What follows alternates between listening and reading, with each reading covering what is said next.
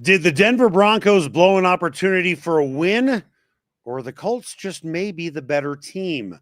We're going deep.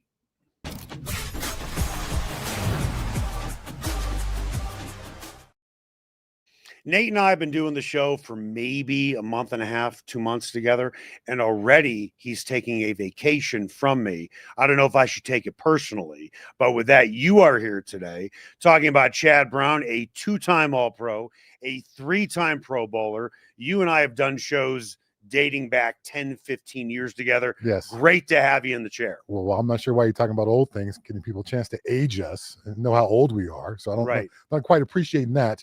But you do show with a wide receiver, you get diva wide receiver behavior. So that's on you, my friend. Well, no. He was a tight end. He was a wide receiver first. Guys like you. He was a wide receiver first. Right. So wide receivers, they got a little bit of that diva thing going versus a hard-nosed blue-collar linebacker guy. Right. I'm always ready. I'm always available. No vacations for me. Always modest. And that's why I always loved working with you. Let's dig into this game. Yeah. There are a lot of people that are going to say they lost because of Will Lutz. A lot of people are going to say they lost because of Tillman. Mike McGlinchey was asked that after the game, and he said, I think that's bullshit. He said, one play doesn't define a football game. That's not how football is played. Why do people tend to gravitate towards one play and say that cost us, instead of looking the entirety of a 60-minute game where mistakes were made all over the field, including with the offense that had easily its best game of the season? We are always prisoners of the last thing that we see. And so because those things happened late in the game, it couldn't be easier to point the finger at that. But when you give up 160 plus yards rushing, well, which one of those do you want to pick out? When you have blown assignments on that same player coming out of the backfield, which one of those do you want to pick out? So there's definitely a lot of plays to point to. It's just easy and convenient to go, well, this was the last thing I saw. Therefore, this is why we lost the game. But a game is never lost, to Mike McGlinchey's point, on one or two plays. Okay. I know when athletes are asked this question, they hate it. Mm-hmm. Okay. But you're in the media now. Don't avoid it. You've been in the media for a long time. So don't come back and say, helmet's off. I'm going to put on my player's hat instead of the media hat. If we had to split up percentages on why the team lost, how much is on the offense? How much is on the defense? How much is on the special teams? How much is on the coaching? Because everybody took a bite out of the poisonous apple in yesterday's game. Ooh, can I add one more into that? Add whatever you want. Let's go with culture/team identity in there, which is a little bit on coaching, but it's a little bit of leadership and coaching as well. So I'll put that as a separate category. All right. So the offense, in my mind, scored enough points to win. Yeah. When you have a goal sheet as an NFL football team, if you score 28 points as an offense, you've achieved your goal. Yeah. That was a winning performance from a point standpoint. Obviously, there's some things they would like to do better, but that was good enough. So I would say the offense, let's give them, now you're going to have me doing math here on the fly. 10, 15%. 10 or 15%. The defense, I'm going to go 50% on the defense. 50% on the defense. Now we've got 35% to play with between special teams, culture and identity, and coaching. Let's go 10 on coaching, 10 on culture identity, and 15 on special teams. When you talk about culture identity, are you referring to, and I'm not trying to put words in your mouth, but let's look at last year for the sake of argument. There were 1-6 in one-score games. They were in a one-score game that they won against the Titans, a team that's not expected to be very good this year. When the Colts beat the Dolphins, I think a lot of people are thinking, that's probably an aberration. Right. I think we have learned that Shane Steichen is one of the better offensive minds in the game. Obviously, he's taken Daniel Jones under his wing. But is it a culture thing that they just don't know how to win the close games yet?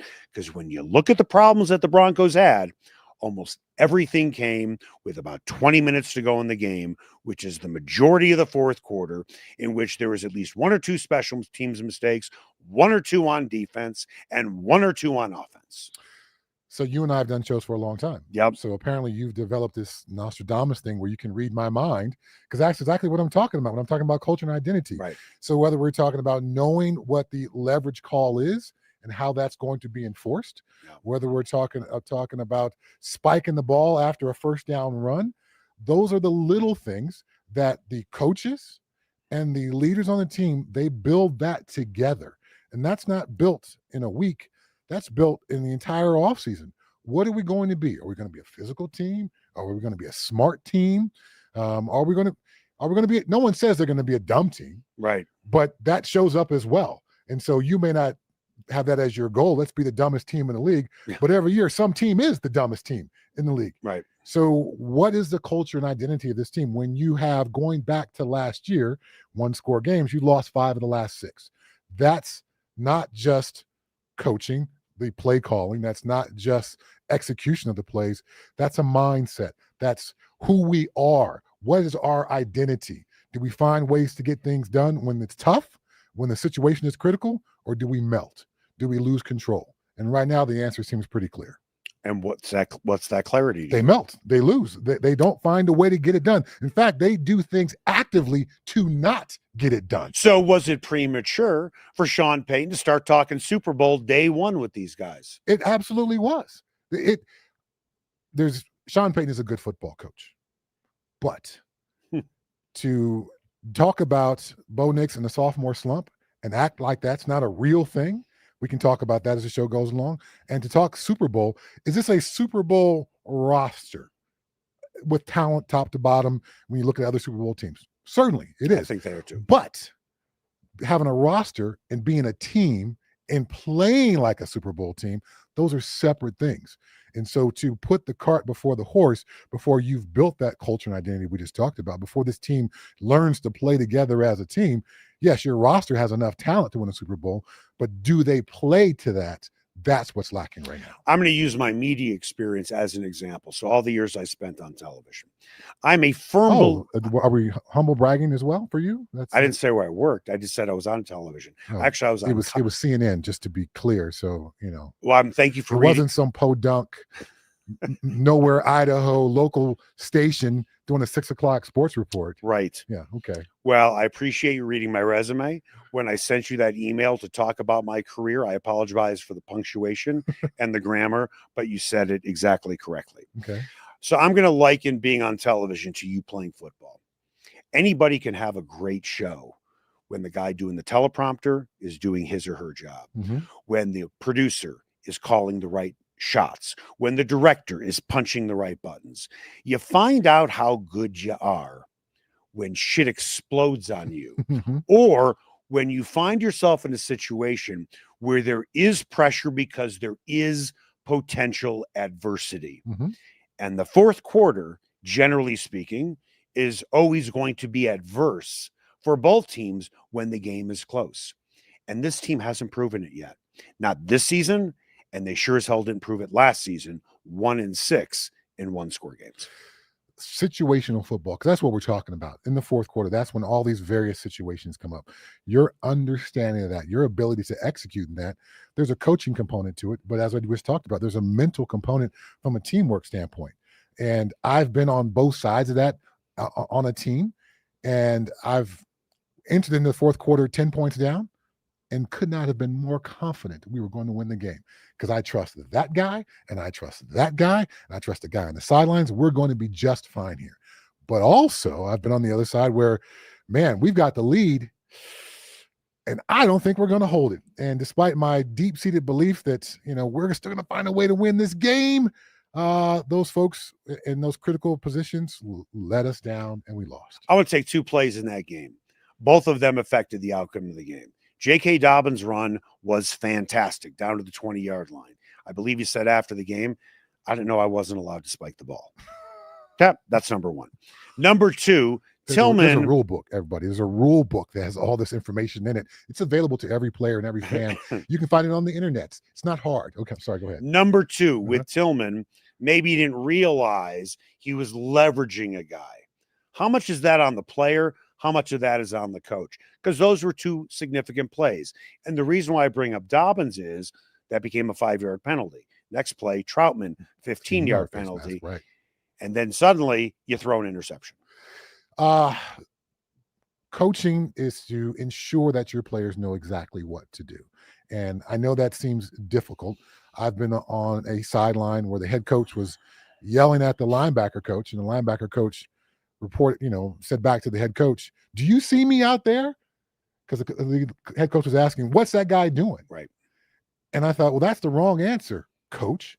From a linebacker coach perspective, your responsibility is to make sure that guy knows exactly what to do. No player's ever played a perfect game, but he should have some idea of the situation. How'd you do in that Orange Bowl? I did well in that Orange Bowl. Wasn't there one little hiccup there? I missed a tackle. And you know what? I would have missed the same tackle far worse than you did. Now, a little bit of, I say that we've known each other for a long time. Yes. Okay. A little bit of inside information. I had surgery 2 days after that Orange Bowl. My left arm was essentially useless. Chad, nobody wants to hear about the labor pains. All they want to do is see the baby. No, I did not bring the rocket down, but fortunately there was a clipping penalty, and we were national champions. So, we talked about that at your house when we were watching the game in the basement, and you repeated it for all of us to hear. Yes. All right. So go ahead. So there is coaching, and there's the player putting the coaching into action. So coach can only drum so many things into you so many times before you're expected as a player to retain this information and know that. So from a special teams coach perspective, it's hard to imagine that the special teams coaches at the Broncos did not go over this leverage rule repeatedly, particularly anytime you're going to be anywhere near the center, the short snapper on the field goals and PATs, that guy is protected. There's an official who's looking directly at the center. So anytime you commit a penalty anywhere near that, you're going to be caught. So to not understand how the game is officiated, what the rule is about leverage, and who the center is and how he's protected, you're not doing your job if you don't understand that. And for J.K. Dobbins, yes, come on, man. That's a delay of game penalty. In fact, the NFL comes around during training camp and shows a video. Yeah. Because apparently they don't think players are willing to read. So they show a video, and they bring an officiating crew. And the officiating crew stands in front of the team and answers any questions anyone may have about the video that was just shown. Right. So I'm not sure what more needs to be done for you to understand this is a rule. This show is brought to you by Landmark Lincoln and the brand new Lincoln Navigator. If you love luxury, if you love style, if you love to press that gas and that baby just takes off like a rocket, you got it all in this gorgeous ride that you are looking at right now. Head on down to Landmark Lincoln. You can find them off of Broadway in Inglewood. Some will argue, Chad, the Broncos blew the game because they were the better team. Were they really? I think Shane Steichen is going to be answering questions today at his press conference about all the dumb penalties they had. He should be answering questions for repeating Nathaniel Hackett in his first game, thinking a 60-yard field goal is not such a bad idea. To call off the dogs and just concede a 60-yard field goal was terrible coaching as well. So the Colts certainly did not just seize the opportunity either. But in the end, the team that performed better, not necessarily the team that was cleaner, but the team that performed better, particularly offensively, was the team that won the game.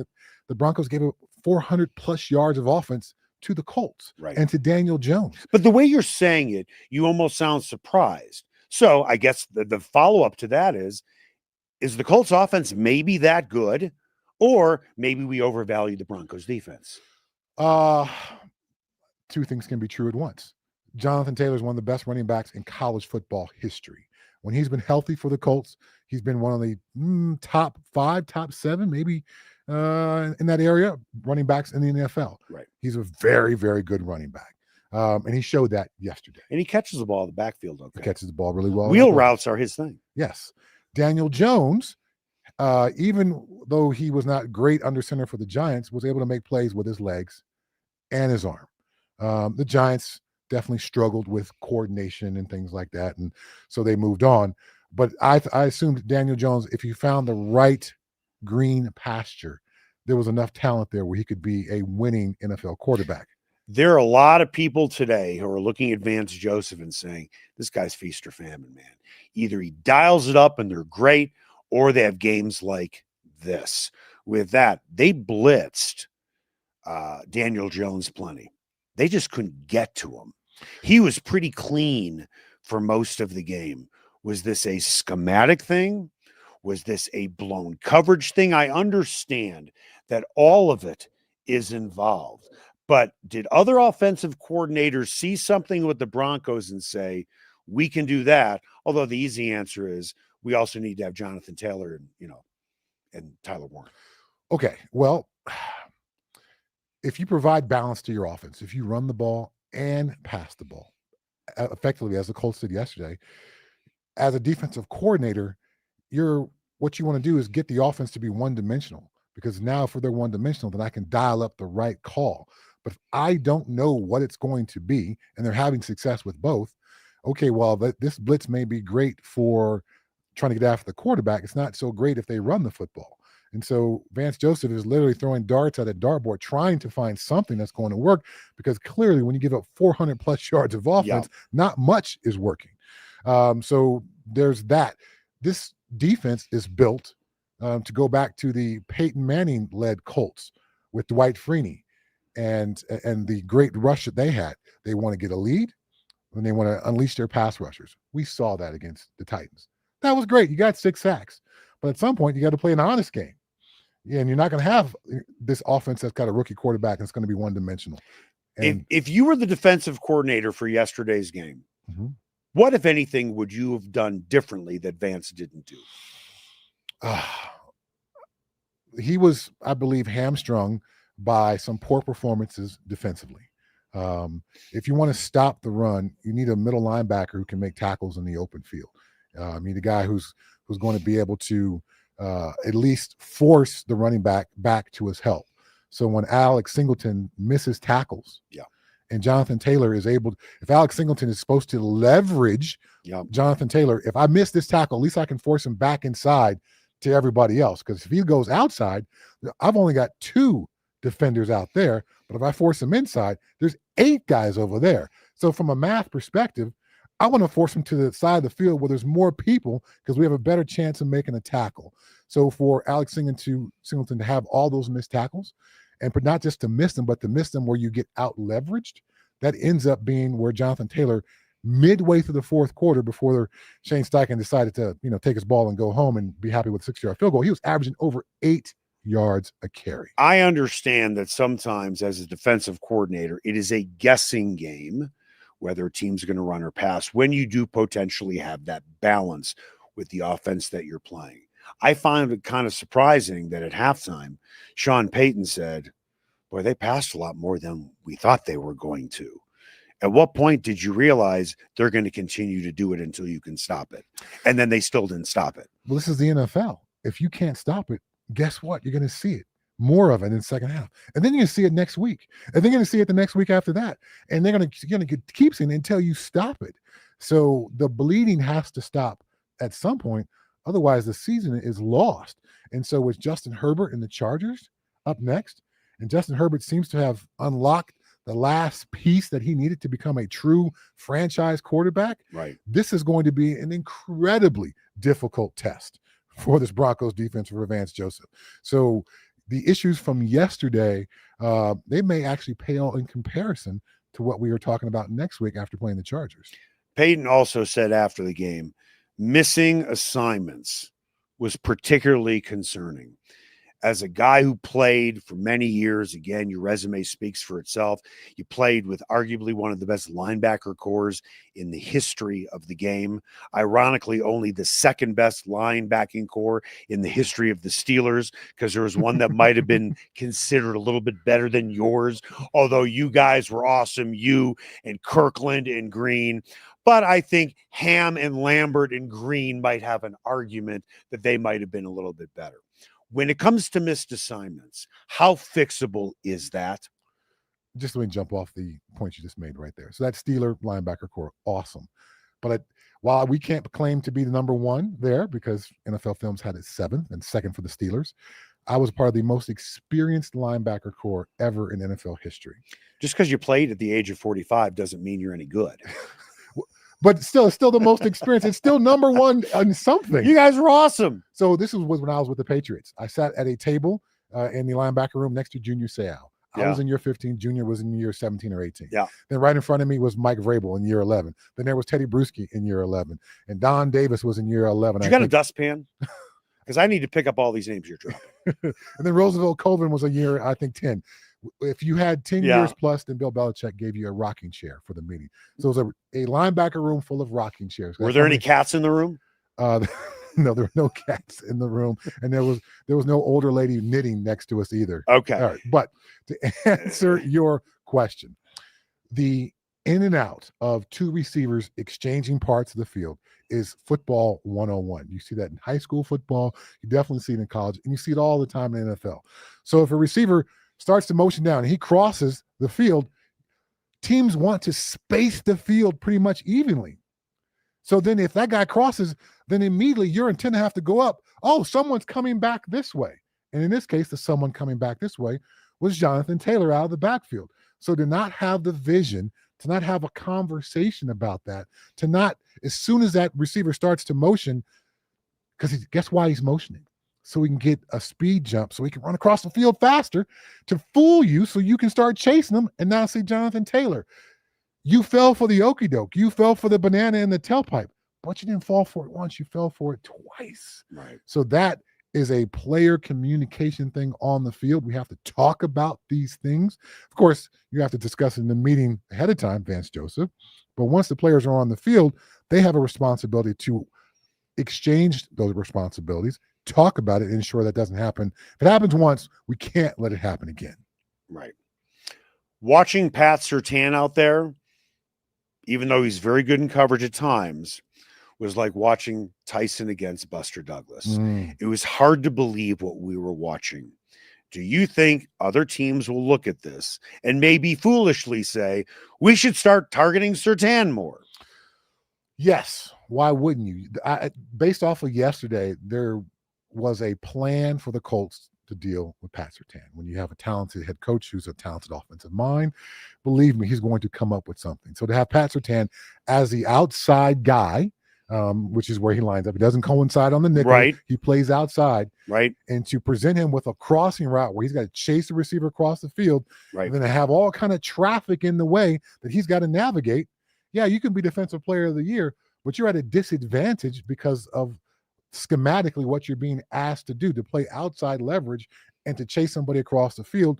Teams are going to repeat that. And then for Pat Surtain on Tyler Warren, you put a big body on him. Pat Surtain's good, but if you got a big enough guy who's athletic as Tyler Warren is, he's not going to win that battle because these other guys are just simply bigger. So if you've got an athletic tight end, which this division has traditionally had over the years, the Broncos have struggled with tight ends, and now it seems like it's possibly going to continue. Even if with your best defender on that tight end, he's probably not going to win that battle. What was more shocking to you, watching Surtain not look like the defensive player of the year, or, for the lack of a better phrase, the Colts offensive line handling the Broncos front seven?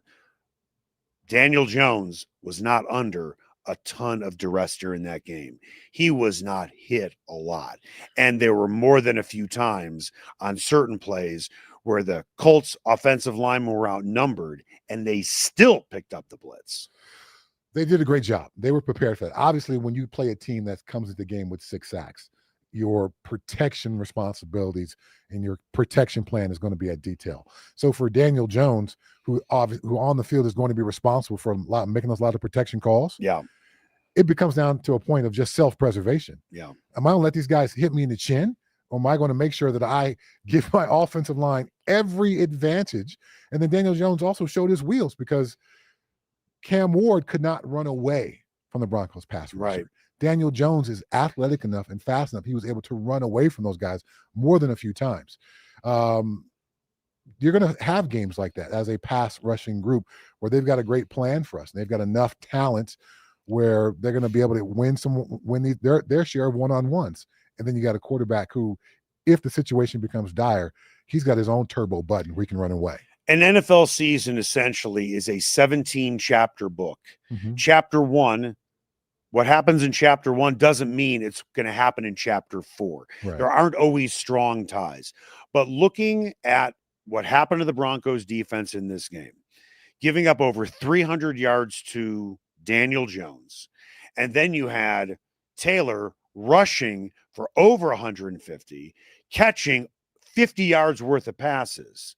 I'm not saying all teams have that type of talent specifically with, Taylor and obviously with Tyler Warren, is there any reason to be concerned moving forward? Is there maybe just a little red flag that's creeping up above the horizon line that you're thinking maybe these guys aren't what we thought they were, or was it just one game?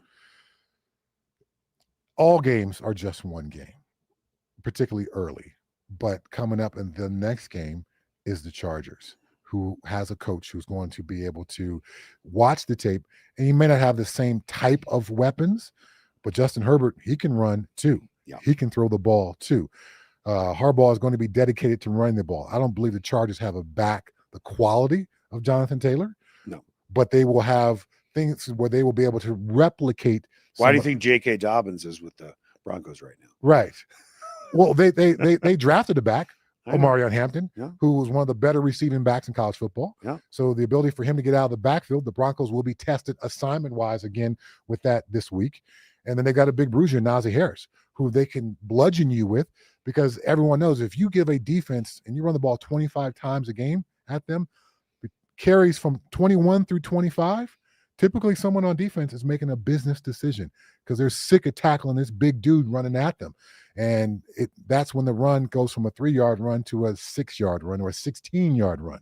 So they've got enough weapons in place to replicate some of the things that the Colts did. I find it interesting what you just said. Some guys might make a business decision. Mm-hmm. You're a tough guy. Right. Did you ever make a business decision in your entire NFL career like, I don't know if I need a piece of this right now because of the score? I never olayed anyone. Okay. But you laid out. But you didn't olay, you laid out. Did I choose to go down low and try to cheetah tackle you instead of taking you up top? If you're a 260-pound back like Brandon Jacobs from the New York Giants, right. Yeah, I took you low.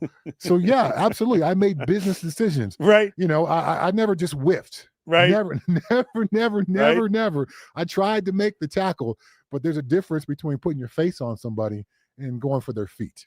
One more time, this show is brought to you by Landmark Lincoln and the brand new Lincoln Navigator.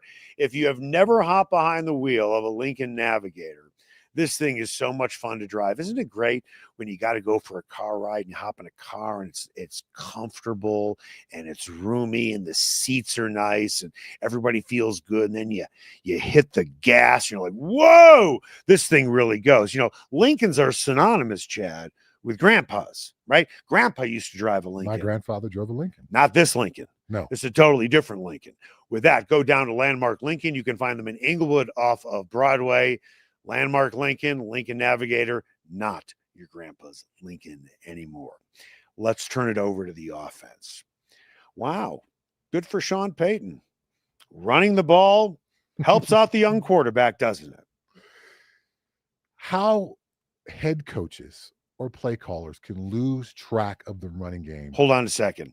And you have been in Denver for the majority of your adult life. Correct. Okay. And while you haven't covered the Broncos full time, I remember Gary Kubiak saying after some games, we just forgot to run the ball at a press conference in front of everybody and thinking, how'd you forget? It blows my mind that is possible. And so this is why I love defensive-minded head coaches, because they want to run the ball. Yeah. Because they understand the effect that it has on a defense.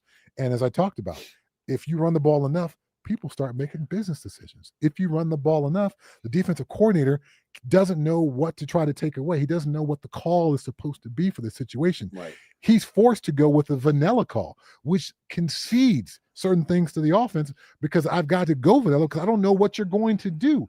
So for a guy who is dedicated to attacking the defense to lose track of what running the ball does to a defense is literally a dereliction of coaching duty. It blows my mind that you could say what Gary Kubiak said. It blows my mind that Sean Payton could try to defend it a little bit last week. Well, some of those were RPOs and we checked away from it. No, you've got to have some dedicated runs to inflict a certain amount of physical pain and damage onto a defense, and also to force them into being uncertain as to what you are going to do. Sean Payton loves to throw the ball. He loves his quarterbacks. He loves, Drew Brees. He loves the fact that he believes that Bo Nix is going to be a top 5 quarterback in the next 2 years. Do you think, like a fat kid around cake, he's going to be able to help himself in certain situations to not keep passing the ball. Okay. I've played in the NFL for 15 years. I had no idea. I'm Eric, by the way. Nice to meet you. Nice to meet you. I'm you Chad played. Brown. Yes. You actually. I played. Yes. John Muir High School. John Muir High School in California. How many championships did you win? We won back-to-back championships, 32 games in a row. How was the view from the sidelines? I wouldn't know. Most games I played every snap offense. I bet you did. Special team. Okay. Then I did some coaching internships. Yeah. In the NFL. So there's this perception that football, everyone involved in football is always about winning. And your diatribe that you just laid out about Sean Payton, right? You didn't use the word winning at all. He loves his quarterback. He loves his passing game. He wants his quarterback to be a top 5 quarterback. Superseding all that shit should be, do you want to win? And so when you lose track of what winning is supposed to be and what makes you win, then it shocks me that you're given $10 million plus a year to do this job and you lose track of winning. So do you think now that he saw, not that he didn't know it already, that running the ball is going to help Bo Nix, do you think over the final 15 games, this will continue? This will always be the game plan because, in using your words, it's about winning, not about the shiny toy, which is the Maserati, as opposed to the truck, which really is going to plow through to make sure that you have a better chance of winning games if you mix it in with the pass. Me personally, I never bought an exotic fancy car. And there's a reason why. Because I've seen teammates do this. And it shows up in the parking lot for the first couple of weeks, and then a part is busted.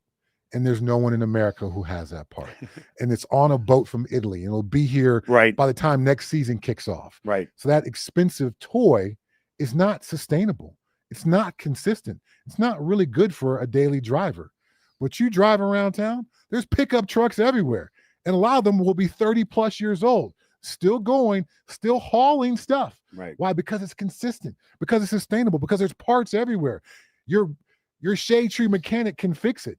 There's somebody right now, somewhere in Denver, on his back on a Denver street, underneath someone's pickup truck fixing it. There's no one on their back on a street fixing a Ferrari or a Maserati. Right.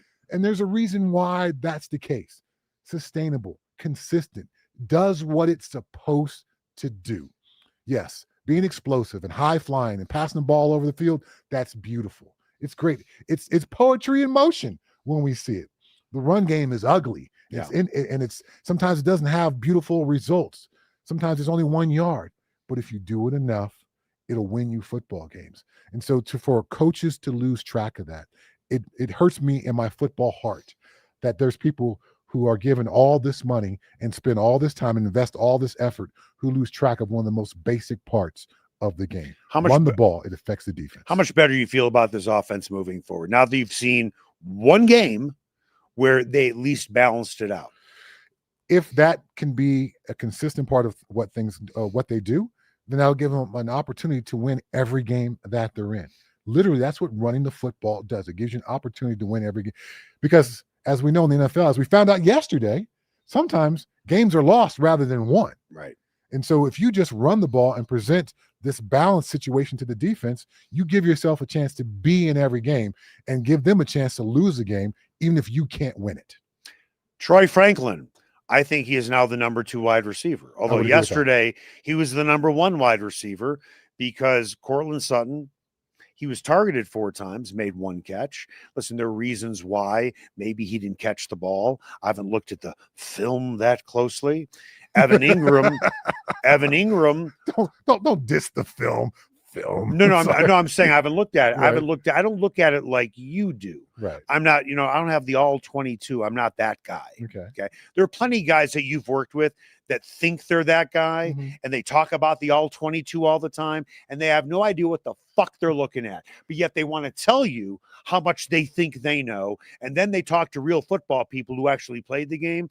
And those people are looking at them like you probably would look at me and you'd roll your eyes and you'd say, dude, you just because you subscribe to all 22 doesn't mean you really know what you're looking at. So you're never going to do the Ron Jaworski quote I watched 19 hours of film yesterday. Yeah, that's not me. I'm not a guy who's going to sit and analyze a game like you are. But to your point, there are things people can do schematically to take away your best receivers.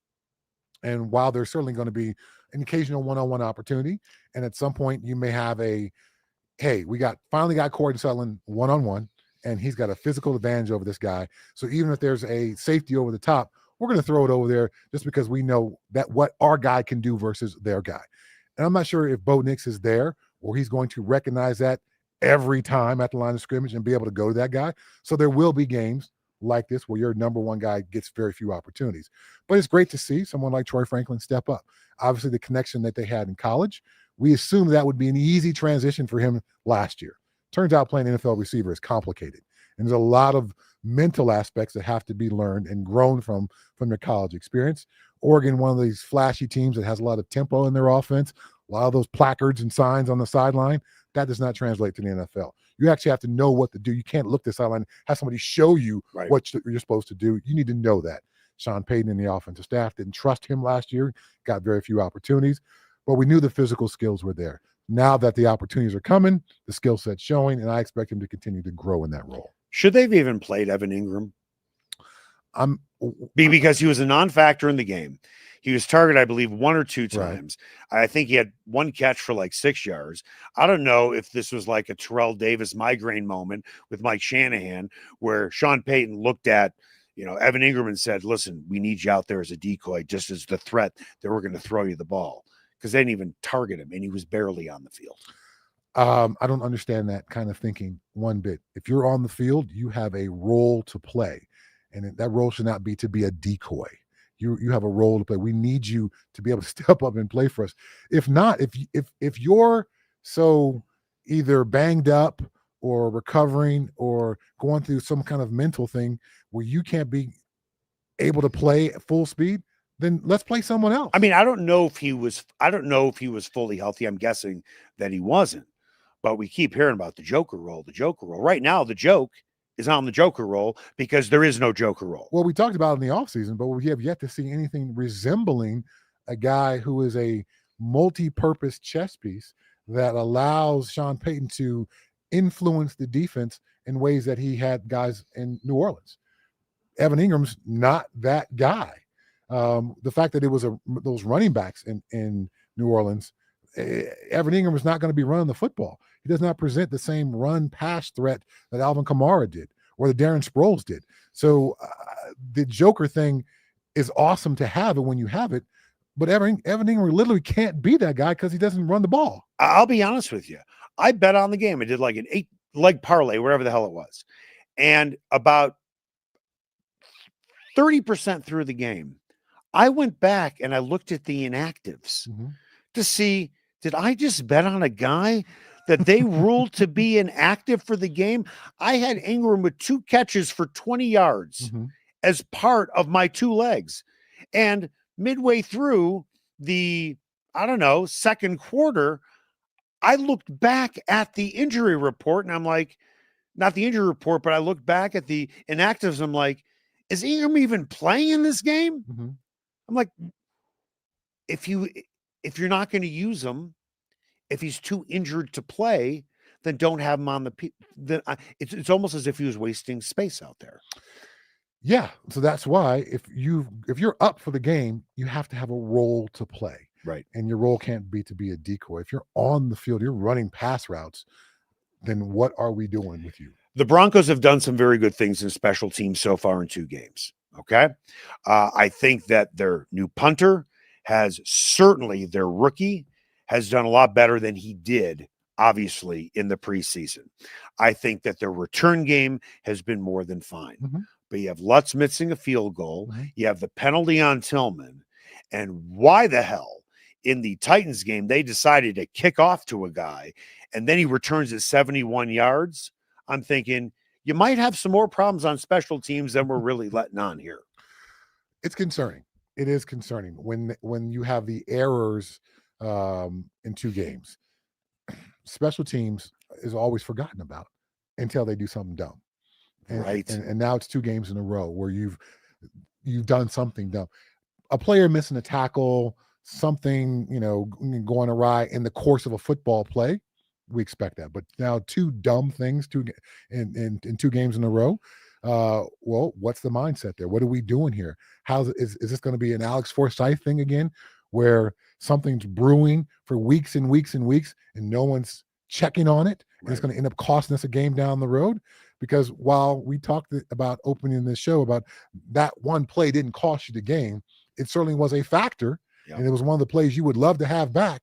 So how many plays can you give away a game and still win this division against a really talented Chargers team or Chiefs team that's 0-2 and is going to be, looking for revenge the rest of the schedule? You played for some very good teams in the NFL. Obviously, great teams with Colorado when you look at the year by year that you played. I'm guessing there were more than a few games where you had to sit through the day after film and it was painful to watch. How painful is it for those guys today in all 3 phases watching that film? It should be painful. It's supposed to be painful. You are supposed to pour your heart into this game. And when you play like they played yesterday and had plays where they cost themselves the game, it's supposed to sting. It's supposed to hurt. And it's interesting because people would say you should feel worse after the game in Miami last year, right? Which was an embarrassing game. Right. But that game is so bad and so awful, we're not even going to coach off of that. We're just going to move on to next week. But when you have one like yesterday's game and you cost yourself the game, those plays then become magnified, and the message should hit home much deeper. And so when you got home last night, you should have looked the man in the mirror when you're in the bathroom getting ready for bed and been like, man, I could think about 5 plays I'd love to have back and do differently. Now you had a chance to watch the tape. So that conversation between you and the man in the mirror tonight needs to be even more in depth. There needs to be some kind of vow. But is it okay to have teaching moments, teachable moments throughout the season? You don't want it to happen in a loss. I get it.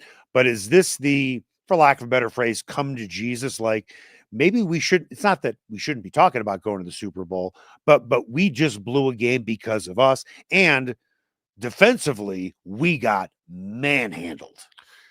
Yes. Well, there's a difference between a teaching moment and a vow. Teaching moment, it's okay, I got to be better with my footwork there. I was a little mentally lax. I didn't get my feet in the right spot. A vow is, that's just not going to happen again. That's just not going to happen again. And it's a vow to yourself, and it's a vow to your teammates. And so there were things out there that in my opinion, are vow worthy. Now, you can't come out of every single game and have this conversation with yourself, because at some point it's too much. Yeah. But what happened yesterday should be, for a number of players on that team, that vow kind of moment, this will not happen again. We will not be paving this ground over again. I fixed this. That's going to do it for us. Chad, awesome. Thank you, being able to do a show with you again. It's been years and years since we have worked together. Chad Brown, I'm Eric Goodman. Nate is going to be back doing the show on Thursday at 11 a.m. Make it the best possible day you can.